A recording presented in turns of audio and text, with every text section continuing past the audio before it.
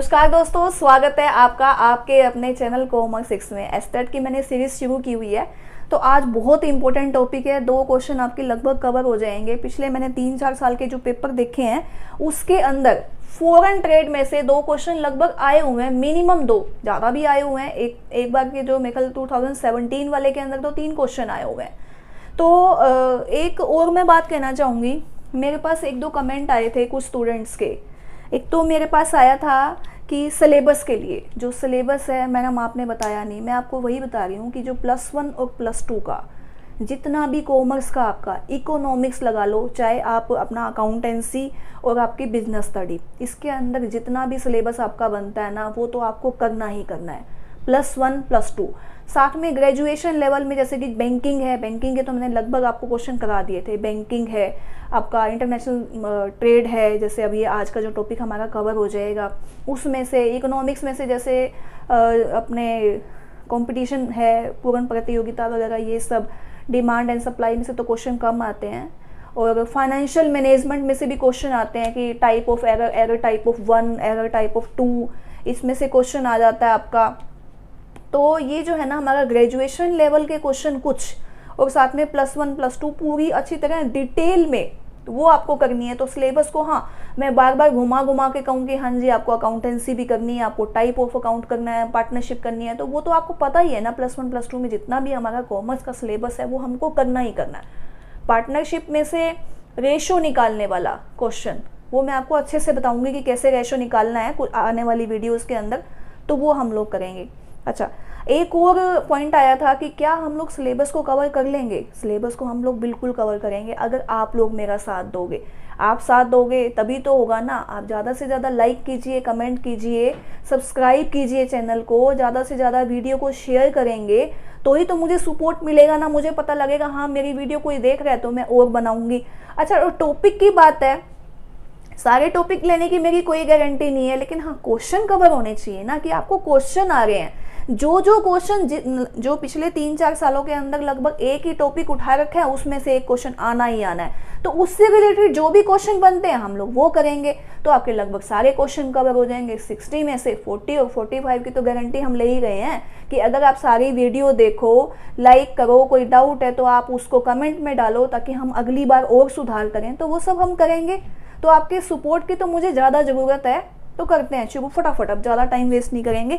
Foreign trade, विदेशी व्यापार, हर कोई ये चाहता है, हर कोई देश ये चाहता है कि हमारे देश के अंदर एक्सपोर्ट बढ़े, इंपोर्ट कम हो। जबकि भारत जैसा देश भाषण बोल देता है कि हाँ जी एक्सपोर्ट पे ध्यान दो, इंपोर्ट मत करो, चाइनीज का बहिष्कार करो, कुछ भी करो। लेकिन आप हैरान होगे कि बालों में जो क्लचर लगाते हैं ना, वहां तक भी हम लोगों को इंपोर्ट करना पड़ता है। वो भी इंडिया में नहीं बनता है, लेकिन बहुत ज़्यादा कॉस्ट पड़ जाती है उसकी, तो वो भी हम लोग इंपोर्ट करते हैं। तो एक है जी हमारा एक्सपोर्ट, एक है हमारा इंपोर्ट, और एक है जी री एक्सपोर्ट। एक्सपोर्ट और इंपोर्ट पता ही आपको, आयात और निर्यात। अब ये री एक्सपोर्ट क्या है वो देख लेते हैं हम लोग। देखिए ध्यान से, कॉटन को हमने क्या किया, इंपोर्ट कर दिया। बदले में हमने कपड़ा, गारमेंट का क्या किया, एक्सपोर्ट कर दिया। अब एक बार हमने इंपोर्ट करा, उसको मॉडिफाई कर दिया, उसको चेंज कर दिया, उसका रूप परिवर्तित कर दिया, और हमने कहां पर भेज दिया, उसको दोबारा से एक्सपोर्ट कर दिया। तो वो क्या बन जाएगा जी, आपका री एक्सपोर्ट। क्वेश्चन बन सकता है आपका एक्सपोर्ट इंपोर्ट में से नहीं पूछने वाला, इतना आसान एस्टेट नहीं आने वाला, ये ध्यान रखिएगा आप लोग। री एक्सपोर्ट के बारे में आ सकता है। री एक्सपोर्ट क्या होता है, एक बार आयात करके उसको मॉडिफाई करके जो हम करेंगे वो हो गया री एक्सपोर्ट। हाँ जी, एक क्वेश्चन और बनता है आपका, नई फॉरेन पॉलिसी कौन सी है। अब आज के टाइम में जो फॉरेन ट्रेड पॉलिसी है वो कौन सी चल रही है, 1 अप्रैल 2020 को स्टार्ट हो गई थी।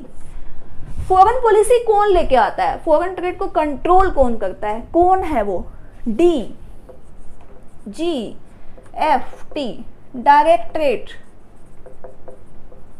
Directorate general foreign trade. यानी कि डायरेक्टरेट जनरल फॉरेन ट्रेड जो होते हैं, जो वो करते हैं इसको कंट्रोल। डीजीएफटी की फुल फॉर्म आ गई, डायरेक्टरेट जनरल फॉरेन ट्रेड, या फिर सीधा सीधा कि फॉरेन ट्रेड को कंट्रोल कौन करता है, तो डीजीएफटी के द्वारा कंट्रोल होता है। पिछली पॉलिसी कब थी जी? 1 अप्रैल 2015 से 31 मार्च 2020 तक। एक और आप लोगों को बेनिफिट मिलने वाला है, जो लोग नेट की तैयारी कर रहे हैं कॉमर्स की, 2020 में 17 अपना ये जो अक्टूबर चल रहा है उसके अंदर एग्जाम है आपका, ये क्वेश्चन जो है ना वो नेट में भी आने के चांसेस हैं, ध्यान रखिएगा आप लोग। हाँ जी, उसके बाद एक और बात है, जो इससे रिलेटेड पॉइंट्स है ना वो मैं बताऊंगी आपको।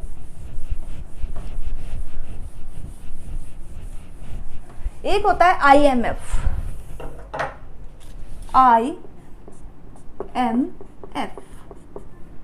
इंटरनेशनल, एक मिनट ये पेन नहीं चल रहा, एक मिनट रुकिए।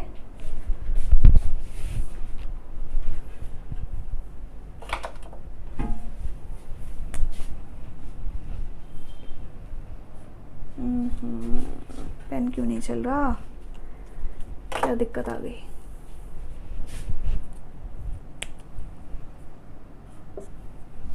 हाँ जी, इंटरनेशनल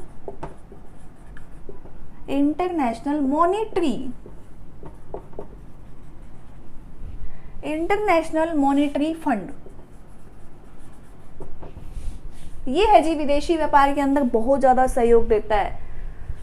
1945 के अंदर DC वॉशिंगटन इसका हेड ऑफिस है। 1945 के अंदर ये बना था इंटरनेशनल मॉनेटरी फंड, जिसको हम लोग हिंदी में क्या बोलते हो? हिंदी में अंतरराष्ट्रीय मुद्रा कोष ये बोला जाता है इसको। ये क्या करता है विदेशी व्यापार के अंदर? ये क्या करता है? ये देखता है कि हमारा BOP कैसा है, हमारा बैलेंस ऑफ पेमेंट कैसा है। अगर हमारा बैलेंस ऑफ पेमेंट सही चल रहा है तो हमें ये लोन देता है। अगर हम बैलेंस ऑफ पेमेंट में हम बहुत ज़्यादा घाटे में जा रहे हैं, जिसको हम लोग वित्तीय घाटा बोलते हैं, उसके अंदर जा रहे हैं, तो ये हमारा सहयोग नहीं करता। लेकिन अगर हम घाटे में जा रहे हैं लेकिन उसको हमारा भुगतान संतुलन ठीक है, हम पेमेंट भी कर रहे हैं साथ के साथ और हमारी नीयत भी साफ है, तो IMF हमें क्या करेगा? लोन प्रोवाइड कर देगा, कोष प्रोवाइड करेगा, हमारी मदद करेगा विदेशी व्यापार करने के लिए। तो BOP क्या होता है? BOP की फुल फॉर्म आ जाए तो बैलेंस ऑफ पेमेंट, भुगतान संतुलन।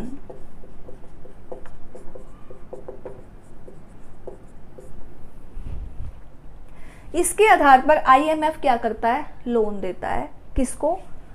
अविकसित देश और विकासशील देश, जो गरीब देश हैं या जो गरीबी से थोड़ा थोड़ा ऊपर उठ रहे हैं, जैसे हमारे जैसे देश हैं, विकासशील देश हैं। ठीक है, ये आ गया। फिर उसके बाद एक और है जी आपका गेट और WTO, बहुत इंपॉर्टेंट है, बहुत इंपॉर्टेंट। गेट और WTO से एक क्वेश्चन आया था, मेरे ख्याल 2018 में आया हुआ है। उर्गवे जो दौर है, उर्गवे राउंड जिसको इंग्लिश में बोला जाता है, वो कब आया था? वो किससे संबंधित है? तो ऑप्शन थे हमारे पास, ऑप्शन थे गेट, WTO, IMF या फिर STE। तो किसी ने टिक किया इस पे, किसी ने इस पे किया। जिनके गलत थे उन्होंने तो किसी ने किसी पे भी कर दिया, तुक्का मार दिया। हाँ जी, हमने तो तुक्का लगाना है। तो पहले ऑप्शन के अंदर पहले जो आंसर की आई उसमें इसको ठीक कहा गया कि ये ठीक है जी, बिल्कुल सही है।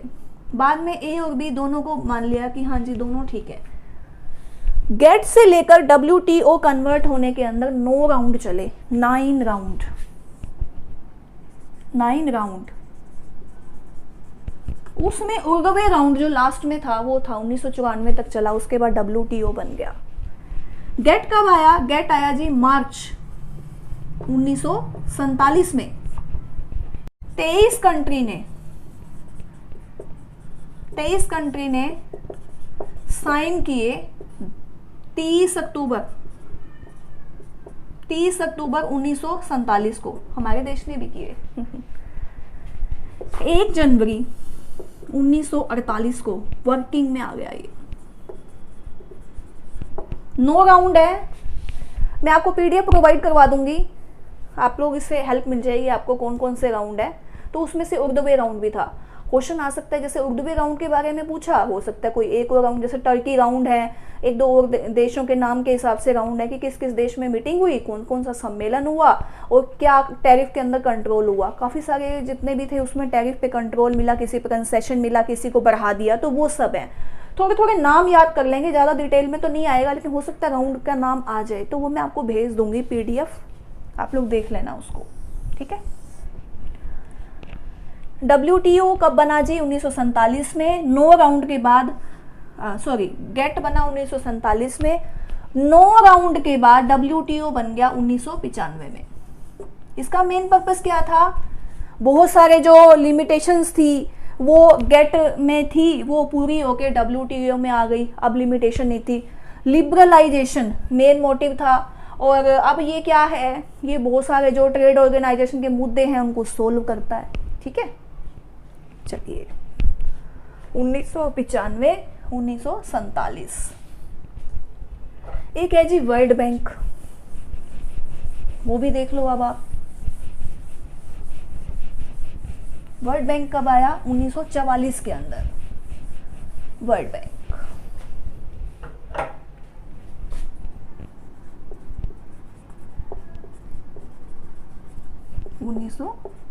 के अंदर ये क्या करता है?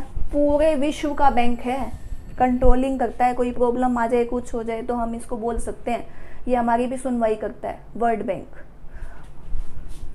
1944 के अंदर आया, ठीक है, world bank.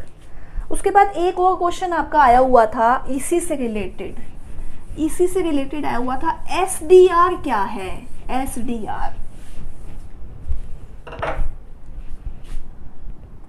SDR paper gold बोला जाता है, जिसको पेपर गोल्ड बोला जाता है। अब ये पेपर गोल्ड किस किस टाइप में हो सकता है? SDR के बारे में पिछली बार आया था कि पेपर गोल्ड होता है ये प्रचलित। अब क्वेश्चन ये भी आ सकता है कि इसकी फुल फॉर्म क्या है, तो special drawing right. Special drawing right यानी कि हमें एक स्पेशल यूज करने के लिए पैसे का जो अधिकार मिल जाएगा, उसको बोलते हैं पेपर गोल्ड बोला जाता है।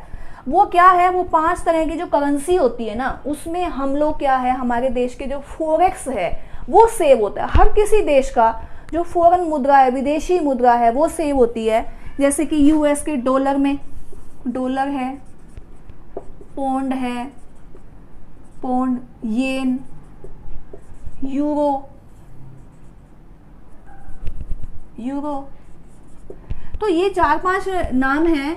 इस देश की करेंसी के अंदर जो मुद्रा सेव होती है, विदेशी मुद्रा, उसको बोलते हैं हम लोग स्पेशल ड्राइंग राइट, SDR। जो पेपर गोल्ड है ना, वो इस फॉर्म में होता है। डॉलर में हो सकता है, पाउंड में हो सकता है, येन में हो सकता है, यूरो में हो सकता है, ठीक है। समझ में आया आपको?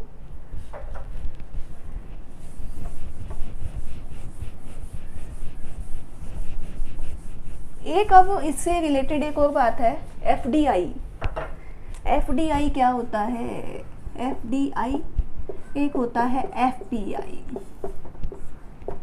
FDI और FPI में भी डिफरेंस आ सकता है, या इसकी फुल फॉर्म भी आ सकती है। Foreign direct investment.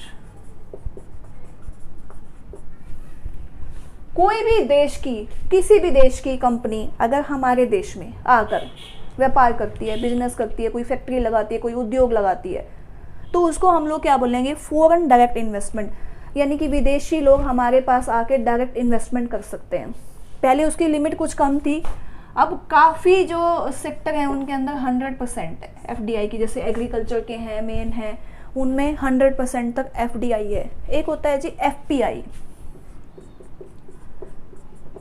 Foreign portfolio investment. ये हमारे देश की कंपनी है, मान लो रिलायंस है,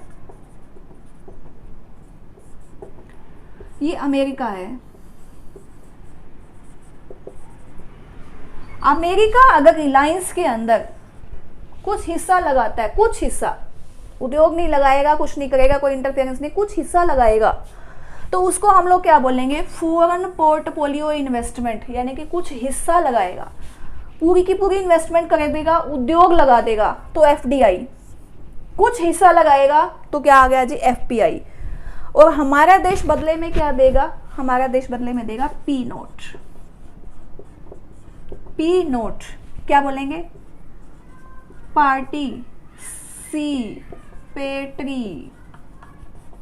पार्टिसिपेटरी नोट, जिसको हम लोग बोलते हैं, ठीक है, पार्टिसिपेटरी नोट। अब आ गया जी एक और पॉइंट, एडीआर जीडीआर। अब हम लोगों का लेवल है ना, लगभग नेट का लेवल बन चुका है। नेट में जो क्वेश्चन आते हैं ना, उससे भी ज़्यादा मुश्किल क्वेश्चन एस्टेट में आ जाते हैं। तो अब ये मत सोचना कि मैडम ज़्यादा हाई में चली गई, कुछ हाई में नहीं गई हूँ, ध्यान रखना इस बात को। GDR ADR, अमेरिका वाले अगर हमारे देश में इन्वेस्टमेंट करेंगे तो अमेरिकन डिपोजिटरी,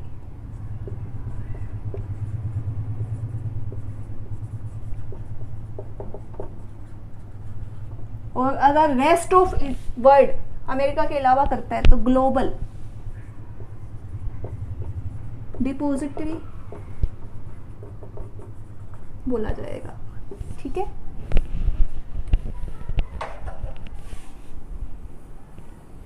नोट कर लेना आप लोग। अच्छा, अब इन सबको TGFT तो देखता है, लेकिन कौन सी ऐसी एजेंसी है जो ये देखेगी कि कितना माल एक्सपोर्ट करना है, कितना इंपोर्ट करना है, कितनी लिमिटेशन है, कितना कोटा है, तो वो कौन करता है, STE, स्टेट ट्रेडिंग एंटरप्राइज। ये स्टेट ट्रेडिंग एंटरप्राइज पूरा कंट्रोलिंग करती है, कितना एक्सपोर्ट हुआ, कितना इंपोर्ट हुआ, सब कुछ, ठीक है। एक होता है जी ट्रंकी प्रोजेक्ट। ट्रंकी प्रोजेक्ट किसे कहा जाता है,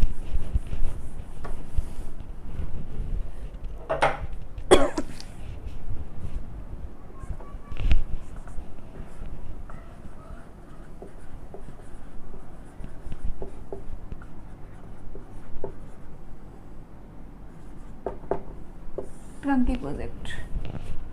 ट्रंकी प्रोजेक्ट का मतलब क्या होता है, 3 टाइप से। विदेशी लोग या कोई भी ऐसा कोई काम करने के लिए आया हमारे पास, विदेशियों का लोग लगा लो विदेशी, और उन्होंने हमारे को काम करके दे दिया और बदले में पैसे ले लिए, तो वो होता है ट्रंकी प्रोजेक्ट। लेकिन वो 3 टाइप से होता है। विदेशी कंपनियां हमारे पास आई, उन्होंने हमारे लिए काम किया, कोई प्रोजेक्ट बनाया और दे दिया, तो वो 3 टाइप से होता है। एक तो होता है जी बिल्ड, BNT, यानी कि build and transfer. Build and transfer, हमें कुछ बनाना नहीं आता, कोई भी प्रोजेक्ट ऐसा, लेकिन मान लो अमेरिका को आता है और हमने उसके साथ टाई अप कर लिया, कहा कि भाई ये एक माल है ना, हमारे को बनवाना है, बोले ठीक है बना देंगे। अब आप बना तो दोगे और हमें एज इट इज़ दे देना, बोले ठीक है दे देंगे। जैसे बीच में अभी आपने देखा होगा चाइना से मास्क वगैरह आए थे, PPE किट आई थी, ये सब क्या था, प्रोजेक्ट ही तो था, एक वैक्सीन के लिए चल रहा है जैसे। तो ये हो गया बिल्ड एंड ट्रांसफर, बनाया और हमारे पास भेज दिया। एक होता है जी बिल्ड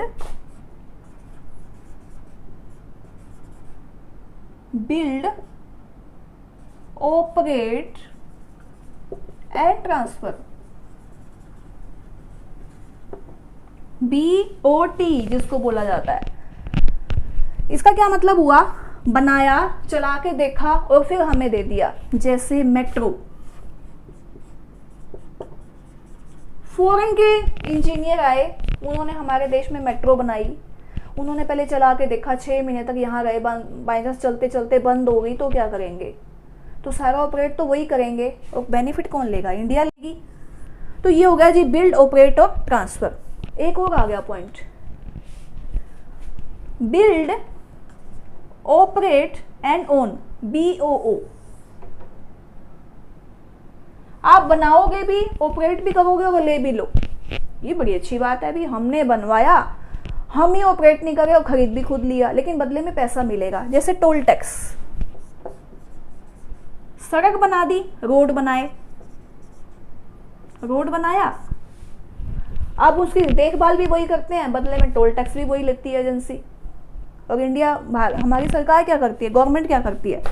गवर्नमेंट पहले पैसे ले लेती है पहले ही कि हाँ जी ये ठेका है, इतने में आपको हम सड़क बनाने का ठेका दे रहे हैं, आप टोल टैक्स बनाओ, टोल टैक्स लो, सब कुछ प्रोजेक्ट आपका, और उसके बाद भी आपने रखना है, जो भी सड़क का रख रखाव है वो भी आप करोगे। तो ये होते हैं, ये है जी टर्नकी प्रोजेक्ट। क्वेश्चन बनाने वाले का कोई दिमाग का पता नहीं है, वो कहाँ से भी घुमा के दे सकता है। इसलिए हम लोग क्या कर रहे हैं, घुमा घुमा के कहाँ से क्वेश्चन बनने के चांसेस हैं, कोशिश कर रहे हैं कि हर एक चीज़ को हम लोग पकड़ें और आपको अच्छे से एक्सप्लेन करके बताएं। तो उम्मीद करती हूँ मेरी ये वीडियो आपको पसंद आ रही होगी।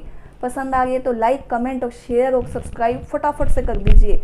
नहीं आ रही तो कमेंट डाल दीजिए कि हाँ जी यहाँ एक कमी थी और हम लोग उसको सुधार कर लेंगे। तो आप लोग मेरा साथ दीजिए, सीरीज़ है हम लोग पूरी कर दें, ये साथ दीजिए कि एस्टेट आने से पहले पहले मेरी पूरी सीरीज़ ख़त्म हो जाए और आपको पूरा पूरा बेनिफिट मिल जाए। एक और बात है, मैंने ये सीरीज स्टार्ट क्यों करी? मुझे क्या मतलब था कि एस्टेट के क्वेश्चन को मैं ढूंढूं, एक्सप्लेन करूं, सब कुछ करूं, जबकि मेरा तो एस्टेट क्वालिफाई है, 3 बार मेरा एस्टेट क्वालिफाई है, नेट क्वालिफाई हूँ, मुझे क्या ज़रूरत थी? और मैं तो आपसे कोई पैसे भी नहीं ले रही, फ्री ऑफ कॉस्ट कर रही हूँ। वो सिर्फ इसलिए 3-4 साल पहले जब मैं एस्टेट की तैयारी कर रही थी ना, मुझे कोई हेल्प नहीं मिली, कोई कोचिंग सेंटर नहीं, वीडियो वगैरह मैंने देखी, पिछले साल का कोई एक आधा है, टेस्ट डाल देता, उसके बाद छुट्टी, कुछ नहीं है, उन टेस्ट में से कुछ आया नहीं, क्योंकि आज के टाइम में जो लेवल है एस्टेट का वो तो बहुत ज़्यादा हाईफाई हो रहा है। क्या किया जाए? नेट का देखते हैं तो भी नेट का सिलेबस जो है वो थोड़ा सा अलग हो जाता है, उसमें पूरी हर चीज़ को ज़्यादा एक्सप्लेन करते हैं, तो वो हमारे पल्ले ना पड़े, इतना हमारे पास टाइम नहीं है। हम क्या चाहते हैं, हमें तो कोई ब्रीफ में समझा दे, फटाफट उसके क्वेश्चन बता दे। नहीं हुआ, 1 साल 2 साल 3 साल तक खूब मथा मारा, सोचा इस बार आप लोगों की हेल्प की जाए, हो सकता है हमारी भी हेल्प हो जाए, 3 की जगह 4थी बार का भी टैग लग जाए, हाँ भी 4 बार एस्टेट क्वालिफाई हो गया, साथ के साथ आपको भी मदद हो जाएगी, मेरी भी तैयारी हो जाएगी। तो मैंने आप लोगों के लिए ये जो सीरीज़ है स्टार्ट करी है ताकि आप लोगों को हेल्प मिले इससे। अगर आपको सच में हेल्प मिल रही है तो आप मुझे कमेंट जरूर करना, ठीक है? मिलते हैं अगली वीडियो में। Thank you.